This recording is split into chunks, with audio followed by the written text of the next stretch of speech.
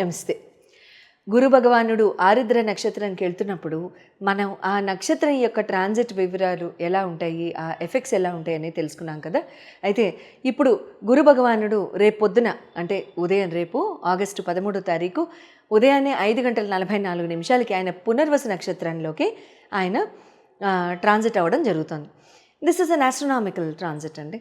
So it will have a great influence on the entire world politics, తర్వాత వరల్డ్లో people మీద, people lives మీద, business conduct చేసే విధి విధానాల మీద, రకరకాల అంశాల మీద, ముఖ్యంగా ఎడ్యుకేషన్ సంస్థల మీద, ఎడ్యుకేషన్ విధి విధానాల మీద, స్ట్రాటజీ మీద, సిస్టమ్ మీద, ఇటు ప్రిన్సిపల్స్ మీద చాలా చాలా ప్రొఫౌండ్ ఇన్ఫ్లుయెన్స్ అనేది రేపు ఉదయం నుంచి వరల్డ్ మొత్తం చూస్తుంది. అయితే it's a very beautiful transit. Guru భగవానుడు ఆరుద్ర నక్షత్రం మీద ఉన్నప్పుడు జూన్ 14 నుంచి ఆల్మోస్ట్ రేపు ఆగస్టు 13వ తారీఖు పొద్దున్న 5:44 వరకు ఉన్నారని చెప్పుకున్నాం కదా. అయితే ఈ పర్టిక్యులర్ ట్రాన్సిట్ మాత్రం వరల్డ్కి అంత ఫేవరబుల్ ట్రాన్సిట్ అయితే కాదు. వరల్డ్కే కాదు, మానవాళికి కూడా, హ్యూమన్ కైండ్కి కూడా, ఎవ్వరికి కూడా, ఏ జీవికి కూడా అంత పెద్ద కలిసి వచ్చే టైం అయితే ఇది కాదు. ఇక్కడే మనం రకరకాల అంశాలు విన్నాము, రకరకాల భయాలకి హ్యూమన్ కైండ్ లోన్ అవ్వడము. ఎగ్జాంపుల్స్లోకి వెళ్ళొద్దులేండి, because I don't like speaking about negativity. So అటువంటి వాటి మీద ఫోర్స్ ఎక్కువ ఉండడం, ప్రెషర్ ఎక్కువ ఉండడం. ముఖ్యంగా రాహు నక్షత్రాలు ఎవరైతే ఉన్నారో మీరందరూ కూడా కమెంట్స్లో నాకు తెలియజేయండి. I'll not be excited to read, but I'll definitely saying that cases నాకు తెలుస్తాయి. ముఖ్యంగా ఆరుద్ర, శతవిష అండ్ స్వాతి నక్షత్ర, వీళ్ళ ముగ్గురికి కూడా ఎట్లా ఉండింది ఈ 2 months అనేది మీరు చక్కగా తెలియచేయచ్చు. అంటే ఎట్లా ఉంటుంది అంటే బాగా సప్రెషన్కి గురవడం కూడా, లేకపోతే లైఫ్ని పెద్దగా ఎంజాయ్ చేయలేకపోవడం, నిదానంగా వైరాగ్యం కూడిన జీవితంలాగా ఉండడం. అంటే అంటారు కదా, వదిలేండి ఇంకా ఆ సామెత ఎందుకు కానీ, బట్ ఏదో ముభావంగా కాస్త సైలెంట్గా ఉండడం లాంటివి జరిగి ఉంటాయి. అండ్ రిలేషన్షిప్స్ కానివ్వండి, ఫ్రెండ్స్ కానివ్వండి, ఆల్రెడీ మ్యారీడ్ ఉన్న వాళ్ళైతే స్పౌసెస్తో కానివ్వండి, రిలేషన్స్ అయితే ఖచ్చితంగా కాస్త స్ట్రెయిన్ అయ్యి ఉండొచ్చు. మరీ ఇంకా ఎందుకంటే ఆఫ్కోర్స్ మళ్ళీ జాతక ప్రభావాలు కూడా, మళ్ళీ దశల్లో కూడా ఎక్కడా కూడా గురువు కానీ రాహు కానీ ఉంటే ఇంకొంచెం తీవ్రత ఎక్కువ అయి ఉండొచ్చు. అటువంటివి దశలు కనుక లేకపోయి ఉండొచ్చు, సంతోషం. అప్పుడు పెద్దగా ఎఫెక్ట్ కూడా ఉండకపోవచ్చు. ఇప్పుడు గురు భగవానుడు పునర్వసు నక్షత్రం మీదకి వస్తున్నప్పుడు యావత్ ప్రపంచానికి కూడా, including the humankind, systems, government, organisations అన్నిటికీ కూడా ఎలా ఉంటుందంటే ఒక రకమైన అడ్జస్టబుల్ మెంటాలిటీతో, బ్రాడ్ మైండెడ్ ఆలోచనతో, అంటారు కదా thinking out of the box స్పెక్ట్రమ్తో, లేకపోతే చాలా అంటే ముందు చూపుతో, లాంగ్ టర్మ్ విజన్ తో ఆలోచించి నిర్ణయాలు తీసుకోవడం లాంటివి జరుగుతూ ఉంటుంది. It's a good phase. Guru సొంత నక్షత్రం మీదకి రావడం ప్లస్ పునర్వసు అంటే పునవాసు, మళ్ళీ return of brightness, return of rejuvenation, return of upheaval, return of enlightenment, return of enjoyment. Punarvasu మళ్ళీ వాసం చేయడం, ఆ return of all the good beginnings, return of all the good things, return of everything, return of rejuvenation, return of renovation, return of everything in the world. So అటువంటివన్నీ కూడా ఇక్కడ మనం జరగడం అనేది చూస్తూ ఉంటాం, ఇండివిజువల్ మ్యాన్ కైండ్తో సహా. ఇంకా ఎవరైనా సరే జన్మ నక్షత్రాలు, గురు నక్షత్రాలు ఉన్నవాళ్ళైతే, లైక్ పునర్వసు కానివ్వండి, విశ్వాఖ కానివ్వండి, లేకపోతే పూర్వభాద్ర నక్షత్రం కానివ్వండి, ఇటువంటి వాళ్ళందరికీ కూడా ఇంకా చాలా బాగుంటుంది. అండ్ చక్కగా అంటే మళ్ళీ గురుగారు మీ చాట్లో ఎలా ప్లేస్ అయి ఉన్నారు కూడా మ్యాటర్ అవుతుందిలేండి, అది వేరే విషయం. సో ఈ నక్షత్రం యొక్క అండ్ ప్రస్తుతానికి చెప్పుకోవాల్సిన ఒక ఇంపార్టెంట్ పాయింట్ ఏంటంటే, గురు భగవానుడు ప్రస్తుతానికి he is moving in an accelerated motion. అంటే ఆస్ట్రోనామికల్గా కనుక చూసినట్లయితే, ఆస్ట్రానామికల్ స్పేస్ కనుక చూసినట్టయితే గురు భగవానుడు ఈ పర్టిక్యులర్ 7 years కూడా చాలా ఫాస్ట్ మూవ్మెంట్తో వెళ్తున్నారు. జనరల్గా గురు భగవానుడు ప్రతి రాశిని సంవత్సరం పాటు కవర్ చేస్తారు. అటువంటిది ఈ 7 years మాత్రం ఆయన చాలా యాక్సలరేటెడ్ మోషన్తో అతిగమన మోషన్తో ఆయన వెళ్ళడం జరుగుతుంది. అతిగమన మోషన్ అంటే ఏంటి? ప్రతి రాశి యందు కూడా 1 ఇయర్లో వెళ్ళే గురు భగవానుడు 5-6 మంత్స్లో కవర్ చేసేసుకుంటూ నెక్స్ట్ రాశిని కూడా కవర్ చేసుకుని మళ్ళీ రెట్రోగేడ్లోకి వెళ్ళి మళ్ళీ ముందుకు వెళ్ళడం జరుగుతుంది. అందుకనే ఈ సంవత్సరం 2025లో అక్టోబర్ 12-18 ఆ ప్రాంతాల్లో ఆయన మళ్ళీ కర్కాటకంకి వెళ్ళడం కూడా జరుగుతుంది. మొన్ననే కదా వచ్చారు మిథునంలోకి, మే 15న చెప్పుకున్నాం కదా మనం అంతా.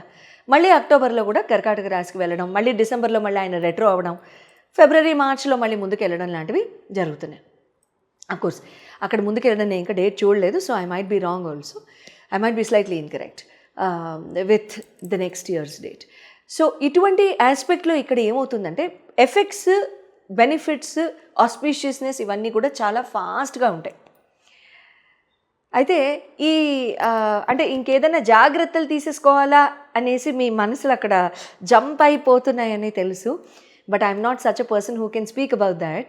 అంటే ఛాలెంజెస్ ఏముంటాయి అనేది నా నోట్లో నుంచి మీరు ఎప్పుడు వినరు, సో అది నేను చెప్పను. సో ఏదైతే ఆస్పీషియస్గా ఉంటుందో, ఏదైతే బెనిఫిట్స్ ఉంటాయో అది మాత్రం చెప్పిస్తాను, సరేనా?